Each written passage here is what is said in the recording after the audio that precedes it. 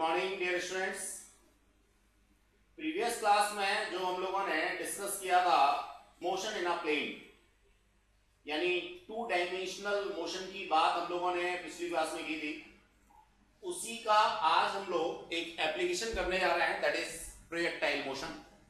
तो dear students, सबसे पहले तो हम लोग ये समझना चाहेंगे कि प्रोजेक्टाइल क्या है, इसके बाद हम इसके मोशन को डिस्कस करना चाहेंगे। देखिए, प्रोजेक्टाइल बेसिकली एक बॉडी का नाम है। प्रोजेक्टाइल किसी मोशन का नाम नहीं है, प्रोजेक्टाइल है किसी बॉडी का नाम।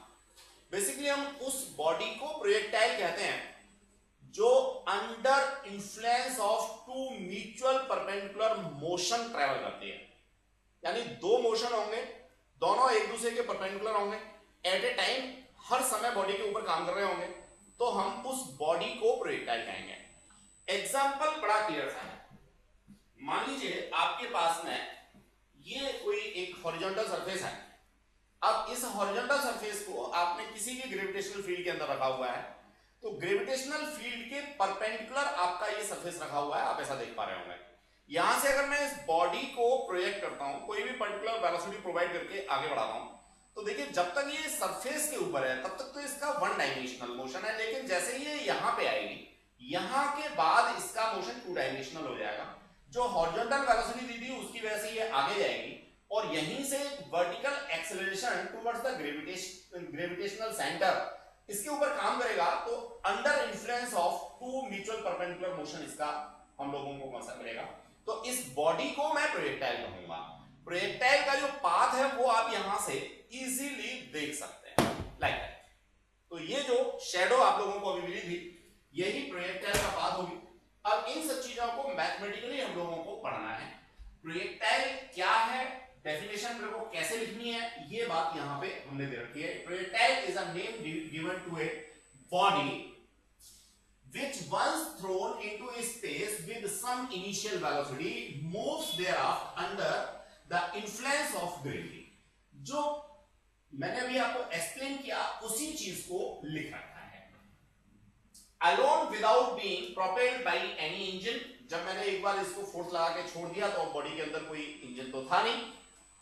The path followed by the projectile is called trajectory। जो रास्ता था, जस्ट लाइक मैं एग्जांपल के फॉर्म में ऐसे ले लेता हूं, ये मेरे पास यहां पे बॉडी रखी थी, इसको मैंने प्रोजेक्ट किया, तो यहां आने के बाद इस बॉडी का पाथ कुछ ऐसा हो जाता है, तो इसी पाथ को मैं कहता हूं trajectory. That is the concept. अब देखिए, अगर मैं प्रोजेक्टाइल मोशन की बात करूं, प्रोजेक्टाइल की बात करूं, तो उसमें दो मोशन है, एक हॉरिजॉन्टल है और एक वर्टिकल है। दोनों ही मोशन को यहां पे एक्सप्लेन कर रखा है, motion along horizontal and motion along vertical. ठीक है, तो वर्टिकल मोशन जो है वो यहां पर अंडर इंफ्लुएंस ऑफ ग्रेविटी है, तो एक्सेलरेटेड मोशन होगा। जबकि हॉरिजॉन्टल मोशन को मैं यहां पे जो कंसीडरेशन में लेता हूं वो विदाउट एनी नेट फोर्स लेता हूं, कोई फ्रिक्शनल फोर्स काम नहीं कर रहा, कोई एयर ड्रैग काम नहीं कर रहा, तो ये मेरा कैसा होगा, यूनिफॉर्म मोशन होगा, विदाउट एक्सेलरेशन के मोशन होगा। कौन से वाला, हॉरिजॉन्टल वाला। और जो वर्टिकल वाला होगा ये एक्सेलरेटेड मोशन होगा और अंडर इंफ्लुएंस ऑफ ग्रेविटी होगा। तो ये बात बच्चों प्रोजेक्टाइल के बारे में हमें यहां समझनी है। अब बार बार हम लोग प्रोजेक्टाइल वर्ड यूज करेंगे, जितने बार भी वर्ड प्रोजेक्टाइल यूज करते हैं ये सारी बातें आपको क्लियर हो जानी चाहिए। ये हमने यहां पे मेंशन कर रखा है, with uniform acceleration equal to gravitational acceleration g। इसके बाद फॉलोइंग एजम्पशंस आर मेड। जब भी हम प्रोजेक्टाइल यहां पढ़ने जा रहे हैं डियर स्टूडेंट्स, तो हमें कुछ एजम्पशंस यहां पे लेने हैं। जैसे एयर का ड्रैग जीरो है, जो अर्थ की कर्वेचर है वो नेग्लिजिबल है, effect due to rotational effect of earth negligible है, हम लोगों ने इसे कंसीडर नहीं किया।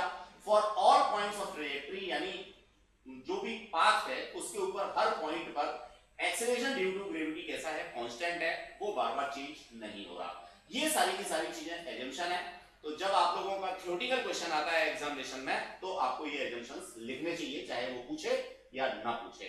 अब देखिए मेरे स्टूडेंट्स, इसी चीज को मैं थोड़ा सा और अच्छे से एक्सप्लेन कर दूं with the help of some diagram. जरा देखें, देखिए जो अर्थ सरफेस है वहां से ये हाइट h कंसीडर कर रखी है। इस पर्टिकुलर पॉइंट O पर बॉडी को हॉरिजॉन्टल वेलोसिटी u प्रोवाइड करते हुए हम लोगों ने प्रोजेक्ट कर दिया। अब देखिए ये तो हॉरिजॉन्टल डायरेक्शन हो गई, एक्स एक्सिस हो गया, और ये वर्टिकल डायरेक्शन हो गई, वाई एक्सिस हो गया। नीचे की तरफ जो मोशन होगा वो मेरा एक्सीलरेटेड मोशन होगा, और जो आगे की तरफ मोशन होगा वो अनएक्सीलरेटेड मोशन होगा, यूनिफॉर्म मोशन होगा। ऑब्वियसली यहां तो मेरे पास एक ही फॉर्मूला लगेगा, इसको मैं x कहूं या मैं इसको r कहूं, that is equals to u into time t, where u is the initial velocity जो हॉरिजॉन्टल में प्रोवाइड की गई थी, and t is the time of flight. जहां तक भी पहुंच रहा हूं, मान लीजिए मैं इस पॉइंट पे बात कर रहा हूं, x की बात कर रहा हूं, तो यहां से यहां तक आने में जो भी टाइम लगेगा वो स्मॉल t है। अब अगर मैं अर्थ के सरफेस पे बात करता हूं तो ये मेरे पास r हो गया, तो मैंने यहां पे r भी मेंशन किया है। अब जो t की बात करूंगा वो कैपिटल T हो गया, यानी यहां से छोड़ने पर और यहां पर आने पर जो भी मेरा टाइम लगा दैट इज कैपिटल T। तो बच्चों फॉर्मूला सिंपल सा लगेगा, x या r, मैं दो बार लिख देता हूं इसे, x equals to u into t या r equals to u into capital T। ये t मेरा चेंज होता रहेगा, x मेरा चेंज होता रहेगा, u मेरा सेम रहेगा। ये हॉरिजॉन्टल जो मोशन है उसके बारे में बात हो गई। अब मैं वर्टिकल मोशन के बारे में डिस्कस करना चाहूंगा डियर स्टूडेंट्स। देखिए वर्टिकल मोशन जो है, चूंकि मेरा एक्सेलरेटेड मोशन है, अब एक्सेलरेटेड मोशन है तो सब लोग जानते हैं कि मेरे को यहां पे जो भी 4 इक्वेशंस ऑफ मोशन है उनको यूज करना होगा। तो डियर स्टूडेंट्स जब ये बॉडी यहां से नीचे की तरफ चलना शुरू हुई तो u तो हो गया 0। अब मैं कलर चेंज कर दिया हूं, यहां पे मैंने ब्लैक कलर लिया था हॉरिजॉन्टल के लिए और वर्टिकली रेड ले रहा हूं। आप लोग दो पेन और यूज नहीं कर सकते, तो इसको uy लिखिए और इसको ux लिखिए, व्हाटएवर सो, इसको ux लिख लीजिए, टाइम दोनों में सेम रहेगा, ठीक है। तो नीचे की तरफ लगने वाला एक्सीलरेशन में अगर ay कहता हूं तो दैट विल बी प्लस का g, नीचे की तरफ लग रहा है, और जो y एक्सिस पे चली गई डिस्टेंस है दैट इज व्हाट h, जिसको हम लोगों ने x एक्सिस पे x ले रखा था या r ले रखा था, that is the concept dear students.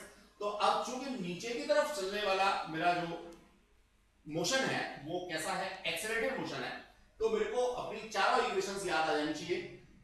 Equation थी v equals to u plus at, दूसरी थी s equals to ut plus half at square, और तीसरी थी v square equals to u square plus 2as। चौथी इक्वेशन की जनरली जरूरत नहीं होती, कॉम्पिटिटिव एग्जाम में ही जरूरत होती है, मैं उसको यहां पे मेंशन नहीं कर रहा हूं, क्योंकि जितना ज्यादा पढ़ूंगा या जितना ज्यादा पढ़ाऊंगा उतनी ही फिजिक्स मुश्किल होती चली जाएगी। डिपेंड्स ऑन इस सामने लेने वाले कौन बैठे हुए हैं, अगर उनको बहुत ज्यादा फिजिक्स चाहिए तो ऑब्वियस है और आगे पढ़ाई जा सकती है या पढ़ी जा सकती है, और अगर कम से कम में काम चलाना है तो ये भी मैं समझता हूं बहुत ज्यादा है, फिर तो जो प्रीवियस ईयर में आए हुए क्वेश्चंस है उनको रट के घोट पीट के चले जाओ, मार्क्स को आई जाने 60-70%। चलिए, लेकिन अगर आपने तरीके से फिजिक्स पढ़नी है तो सारा का सारा करना चाहिए। चलिए स्टूडेंट्स, तो पहली इक्वेशन की जो फॉर्म है वो इस पर्टिकुलर केस के लिए हो जाएगी vy, यानी y एक्सिस पर फाइनल वेलोसिटी, uy जो कि मेरे पास यहां 0 है, ay की जगह पे हो जाएगा g, और t टाइम ऑफ फ्लाइट। अगर मैं बॉटम के लिए लेता हूं तो कैपिटल T लगाऊंगा, बीच में कहीं भी लेता हूं तो इंस्टेंटेनियस स्मॉल t लगेगा। s की जगह पे मैं लिख पाऊंगा डियर स्टूडेंट्स h, या पर्टिकुलर किसी जगह पे मेरे को लिखना है तो मैं इसको y भी लिख सकता हूं, डिपेंड्स ऑन। u की जगह पे अगेन uy हो गया, a की जगह पे फिर g हो गया और t स्क्वायर, v की जगह पे अगेन vy स्क्वायर हो गया, y एक्सिस पे चली गई डिस्टेंस है, uy मेरे पास में 0 हो जाएगा बिकॉज ऑफ शुरुआत में 0 ही था, प्लस का 2a एक्सीलरेशन की जगह पे g हो जाएगा, और s अगर मैं बॉटम तक आ गया तो h, अदरवाइज तो मैं अगर कहीं बीच में लेता हूं, मान लीजिए मैंने यहीं पे लिया तो ये y से डिनोट कर रखा है, तो ये हो गया g इंटू y। तो दैट विल बी कांसेप्ट बच्चों। अब ये तीन इक्वेशन है, बस करना कुछ नहीं है, एक सिंपल सी फिलॉसफी है, क्या यहां से टाइम की वैल्यू को निकालो और इनमें डालो, सब कुछ आपको मिल जाने वाला है। आपके पास जो भी हॉरिजॉन्टल मोशन की वैल्यूज हैं वहां से टाइम की वैल्यू निकालो और वर्टिकल मोशन वाली तीन इक्वेशंस हैं इनके अंदर डाल दो, तो बारी बारी से सब कुछ आप लोगों को मिल जाएगा। गेटिंग द कॉन्सेप्ट और नॉट? अब मैं आप लोगों को सिंपल सा ये सब हटा करके उसी डायग्राम को ध्यान में रखते हुए एक एक चीज निकाल के दिखाता हूं। एग्जाम में कैसे लिखना है ये बात तो मैंने नीचे दे ही रखी है, तो आप लोग वहां से चीजों को लिखना सीख लेंगे। दो आर्ट है बच्चों, फिजिक्स के टीचर की एक बड़ी मजबूरी होती है कि उसे फिजिक्स तो समझानी है, साथ में उसको इंग्लिश भी समझानी है कि भैया लिखोगे कैसे, क्योंकि जब तक लिखोगे नहीं एग्जाम में मार्क्स मिलेंगे नहीं। तो आपके पास में लिखने की आर्ट भी होनी चाहिए, वो मैंने यहाँ आपको नोट्स की फॉर्म में दे रखी है, और समझ में भी आपको आना चाहिए। अगर समझ में नहीं आएगा तो आप न्यूमेरिकल्स नहीं कर सकते। तो डियर स्टूडेंट्स ये सब मैं हटा रहा हूं, आई होप सो ये सब आपको क्लियर हो गया होगा। एक छोटी सी चीज मैं यहां समझा दूं आपको, x इक्वल टू ut, ये इंस्टेंटेनियस डिस्प्लेसमेंट है एक्स एक्सिस पे या हॉरिजॉन्टल डायरेक्शन में, ये इनिशियल वेलोसिटी है और ये इंस्टेंटेनियस टाइम है। यहां से instantaneous time t equals to x upon u मैंने निकाल रखा है, जो अभी कहा था कि यहां से t की वैल्यू निकालोगे और इन इक्वेशंस में डाल दोगे तो सब कुछ आपको मिलता चला जाएगा। चलिए आगे बढ़ते हैं।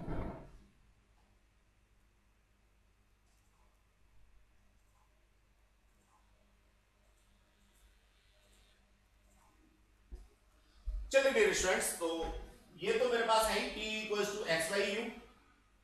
अब मैं यहां फर्स्ट इक्वेशन को यूज करता हूं। मेरे पास फर्स्ट इक्वेशन थी क्या, vy equals to uy plus ay t।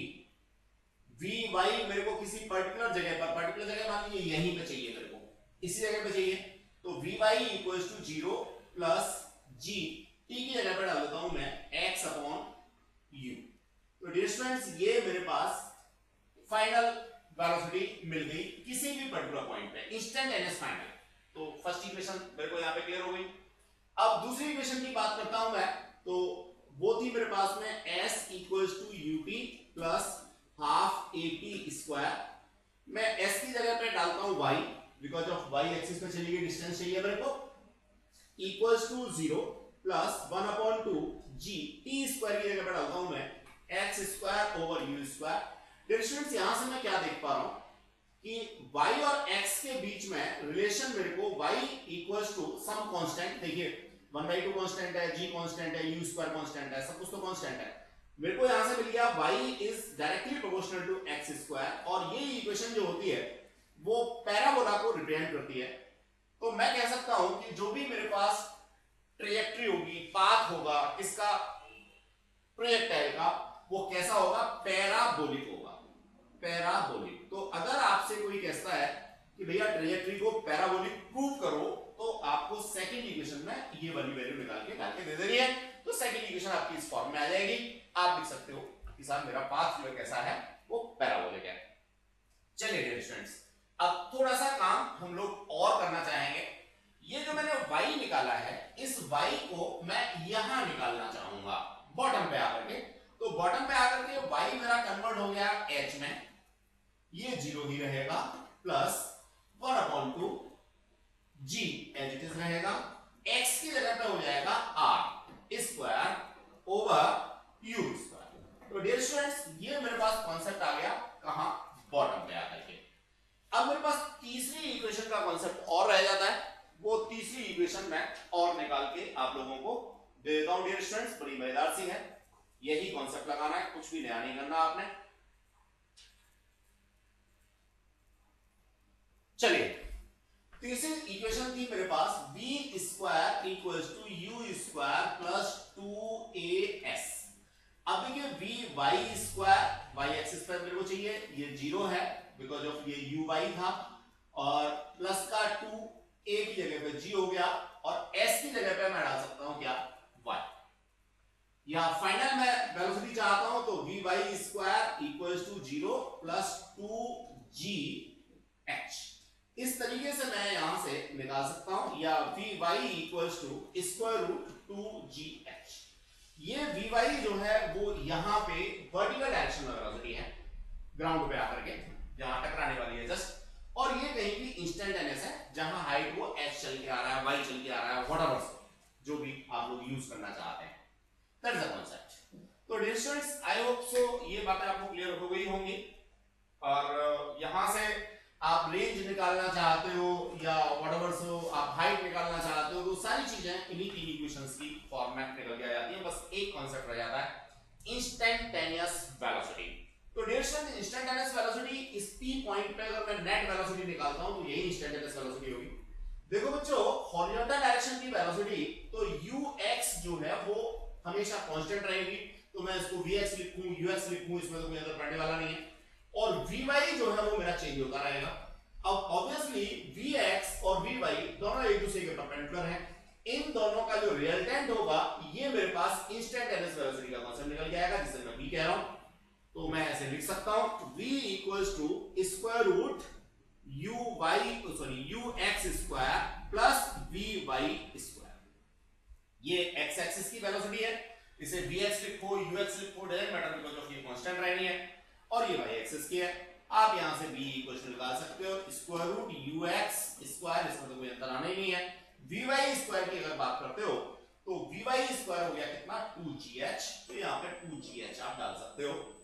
अगर आप चाहो इसको तो जो फर्स्ट इक्वेशन से निकल के आई थी उसे भी लगा सकते हो, ux स्क्वायर तो एज इट इज रहेगा, फर्स्ट इक्वेशन से निकल के आया था v equals to u plus at, y axis की बात हम कर रहे थे vy uy ay, तो ये vy इक्वल्स टू आपका आ गया 0 प्लस g इंटू t, और तो ये आप डाल सकते हो यहां पे क्या g स्क्वायर t स्क्वायर, चाहो तो t की वैल्यू यहां से भी लाके डाल सकते हो। तो there are so many concepts. अब मैंने यहां आपको जनरल ब्रीफ किया है, मैंने सिर्फ आपको ये बताया कि कैसे निकालना है, क्या निकालना है, एक पर्टिकुलर पाथ पे चलना है, ये बात अभी हम लोग आगे सीखेंगे, ठीक है। लेकिन कैसे निकाल सकते हो, कुछ भी निकाल सकते हो, ये बात हमने यहां पे सीखी है कि हो क्या रहा है हॉरिजॉन्टल एक्सिस पे as well as vertical axis पे। हॉरिजॉन्टल एक्सिस पे कुछ करना नहीं है, एक सिंपल सा equation distance equals to velocity into time या स्पीड इनटू टाइम, और जबकि वर्टिकल एक्सिस पे मेरा एक्सीलरेटेड मोशन होगा, एक्सीलरेटेड मोशन होगा तो मैं ये तीनों इक्वेशंस को यूज कर सकता हूं, और t की वैल्यू मैं जो हॉरिजॉन्टल मोशन था वहां से ला करके डाल सकता हूं। डियर स्टूडेंट्स ये हाफ प्रोजेक्टाइल है, आसान वाला कॉन्सेप्ट है, जरा देखते हैं इसको कैसे लिखना है। टाइम ऑफ फ्लाइट ऑब्वियस है, ओ से लेकर के जब तक ये जमीन से टकराती है जो भी टाइम लगेगा that will be time of flight. Horizontal range जो एक्स एक्सिस पे चली गई डिस्टेंस है इसको हॉरिजॉन्टल रेंज कहते हैं। वेलोसिटी y एक्सिस की वेलोसिटी अलग होगी, x एक्सिस की वेलोसिटी कांस्टेंट रहेगी। इंस्टेंटेनियस वेलोसिटी किसी भी पर्टिकुलर जगह पे वेलोसिटी निकाल रहे हो, ux और vy दोनों का जो वेक्टर सम है, अब वेक्टर सम है तो इसकी डायरेक्शन भी देनी पड़ेगी, तो आप ux के साथ में ये डायरेक्शन दोगे तो ये बीटा निकालना भी आप लोगों को आता है। आपको याद होगा क्या, tan of beta equals to sine component of second vector यानी that is vy sin theta over first vector ux plus vy cos of theta. Theta यहां पे 90 डिग्री है vy और vx के बीच में, तो ये 1 हो गया, ये 0 हो गया, तो सीधे सीधे vy ओवर ux ये आप लोगों का tan बीटा आ जाता है स्टूडेंट्स। तो ये कॉन्सेप्ट है हॉरिजॉन्टल रेंज क्या होती है। अब ये छोटी छोटी बातें हैं, टाइम ऑफ फ्लाइट क्या होता है, इनकी डेफिनेशन, अब इतने बड़े बच्चे हो गए, तुम लोग 11th में आ गए तो इनको थोड़ी ना रटना है, ये तो समझने वाली बात है। टाइम ऑफ फ्लाइट का मतलब जितनी देर हवा में रहे वो, यानी जब तक टकराता है तब तक जो भी टाइम लगा time of flight. Horizontal range जितनी डिस्टेंस वो हॉरिजॉन्टल पे ट्रैवल करे, हाइट जितनी वो वर्टिकल हाइट ट्रैवल करके आ रहा है, इंस्टेंटेनियस वेलोसिटी किसी पर्टिकुलर जगह पे वेलोसिटी। तो बच्चों resultant velocity no doubt instantaneous velocity को ही मैं रिजल्टेंट कह सकता हूं जहां भी मैं निकालना चाहता हूं वहां के लिए। चलिए तो एग्जाम में कैसे आपसे डिस्कस होता है, कैसे आप लोगों से पूछा जाता है, कैसे आपको लिखना है ये समझिए। हॉरिजॉन्टल डिस्टेंस की बात है, एक इक्वेशन हम लोगों ने यहाँ पे मेंशन कर दी। अब देखिए ये सेकंड इक्वेशन को यूज किया और ये हम लोगों ने यहाँ पे ये इक्वेशन निकाल के दे दी बच्चों, यहाँ पे t की वैल्यू डाली। अब ये देखिए ये constant g over 2u square मैंने कांस्टेंट आपको बताया था, y equals to kx square, ये पैराबोला की इक्वेशन होती है। तो ट्रेजेक्टरी अगर आपको पैराबोला प्रूव करनी है तो आप यहाँ से लिख सकते हैं, ये चीज हमने यहाँ पे लिख भी रखी है। टाइम ऑफ फ्लाइट जो भी टाइम मेरे को लगेगा सेकंड इक्वेशन से ही मैंने टाइम निकाल के दे दिया। अगर मैं चाहूं तो फर्स्ट इक्वेशन से भी टाइम निकाल के दे सकता हूं, डजंट मैटर, थर्ड इक्वेशन में तो टाइम आता ही नहीं है कहीं। Horizontal range r equals to u square root 2 h by g, ये भी हम लोगों ने टाइम की वैल्यू और इनिशियल वेलोसिटी दोनों को मल्टीप्लाई कर दिया। यहां थोड़ा सा काम हम लोगों ने अलग किया है, क्या जो टाइम ऑफ फ्लाइट है उसको हम लोग वर्टिकल मोशन में से निकाल के लाए हैं और हॉरिजॉन्टल मोशन में डाल दिया है। तो dear students nothing too new, velocity of trajectory at any instant, यहाँ पे आपको हॉरिजॉन्टल वेलोसिटी और वर्टिकल वेलोसिटी दोनों का रिजल्टेंट देना है। दोनों ही तरीके से मैंने आपको समझा दिया था। बीटा की वैल्यू कैसे निकालनी है वो अभी 2 मिनट पहले समझाई, कैसे लिखनी है यहाँ पे देख लीजिए। अब इसके बाद में है क्या, न्यूमेरिकल। तो न्यूमेरिकल डियर स्टूडेंट्स देखेंगे हम लोग, बड़ा आसान सा बढ़िया सा न्यूमेरिकल। जैसे ही न्यूमेरिकल हमारा सॉल्व हुआ हम मान लेंगे कि हमें ये कॉन्सेप्ट आ गया। देखो बच्चों, कई सारी चीजों को हमें यहाँ पे अपने आप से भी कंसीडरेशन में लेना होता है, जो एजम्पशंस हैं उनके अलावा भी। क्वेश्चन पढ़ते पढ़ते हमें समझ में आ जाएगा। A fighter plane flying horizontally at an altitude of 1.5 kilometre. और एक बच्चा कहता है जी ये एल्टीट्यूड क्या होता है, एल्टीट्यूड का मतलब होता है हाइट। अब ये किलोमीटर है तो इसे 1500 मीटर आप लोग लिख लेंगे। With a speed of 720 kilometre per our, तो 720 किलोमीटर पर आवर को आप लोग जो है 5/18 से क्या करेंगे, मल्टीप्लाई करेंगे, तो ये मीटर पर सेकंड में आपको मिल जाएगा। Passes directly overhead aircraft gun, कोई एयरक्राफ्ट गन लगा रखी थी, उसके जस्ट ऊपर से ये निकलता है। अब क्या हुआ साहब, जैसे ही उसको पता लगा उसने क्या किया, गोली चला दी। मजल स्पीड, मजल स्पीड का मतलब क्या है, जो एयरक्राफ्ट गन से गोली निकली है उसकी स्पीड है 600 metre per second. At what maximum altitude should the pilot fly the plane to avoid being hit. अब हवाई चलाने वाला पायलट भी होशियार था, उसको जैसे ही पता लगा कि गोली चलाएगा ये मानेगा नहीं, तो वो अपने एरोप्लेन को ऊपर ले जाता है। तो वो कितना ऊपर ले जाए कि गोली उसके अंदर ना लगे, ये बात हमें निकालनी है। क्वेश्चन को ध्यान से पढ़ो, एक डायग्राम अपने दिमाग में बनाओ। बाकी फिर डायग्राम हमने यहां बना रखा है, मैं उसको आपको अभी एक्सप्लेन करता हूं। देखो भैया ध्यान से,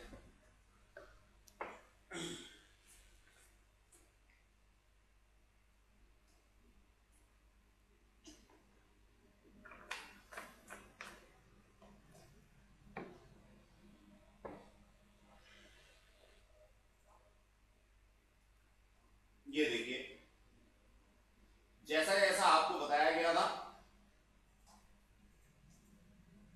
वही सारी चीजें। ये यहां पे आपकी बंदूक रखी हुई है, ये आपका हवाई जहाज है। जैसे ही आपके ऊपर से निकला, इसने क्या किया, इसने गन को लिया और फायर कर दिया। Horizontal speed 720 kilometre per hour दे रखी है।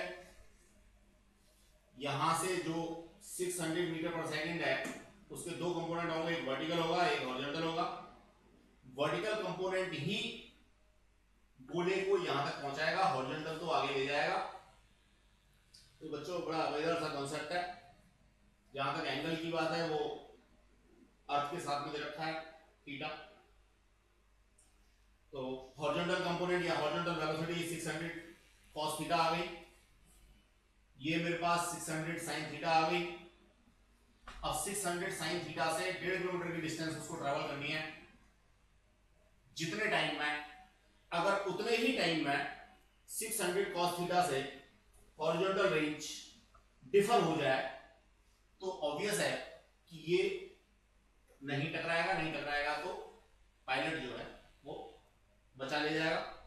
अब इसके दो तरीके हो सकते हैं, या तो वो अपनी हॉरिजॉन्टल चलते ही स्पीड बढ़ा दे, तो जब तक ये गोली यहां पहुंचे उससे पहले आगे निकल जाए, या फिर वो अपने आप को यहां से ऊपर ले जाए।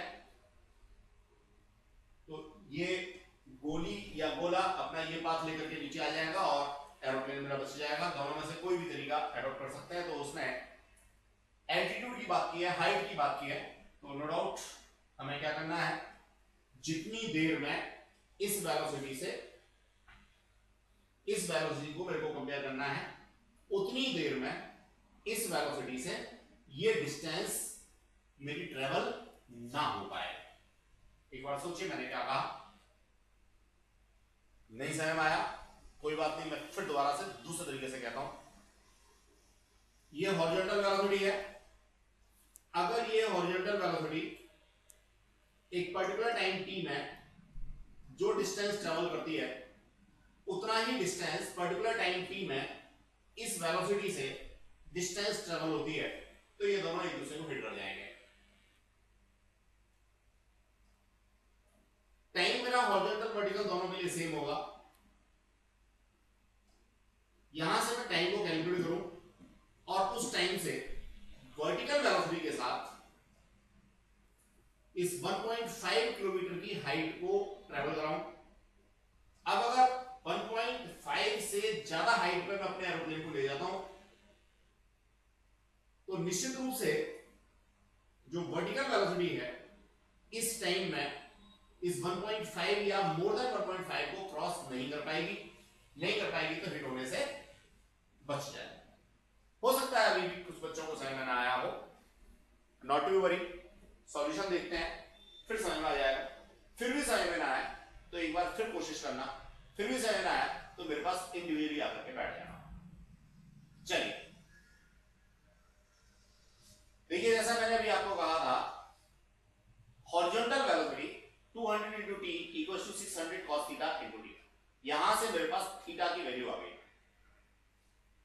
अब इस थीटा की वैल्यू को मैंने वर्टिकल के लिए यूज कर लिया, h equals to u square sin square theta over 2g। मैंने कुछ नहीं किया है, h का जो फॉर्मूला था उसी फॉर्मूले में वैल्यूज को डाल दिया। sin स्क्वायर थीटा की जगह पर 1 minus cos स्क्वायर थीटा डाला है अपॉन 2g आ गया। रटने के लिए बहुत ही आसान सा हो गया, लेकिन कॉन्सेप्ट वही है जो मैंने आपको अभी दिया था। तो कोशिश करेंगे, नहीं होगा तो फिर मैं आप लोगों को दोबारा से समझा दूंगा।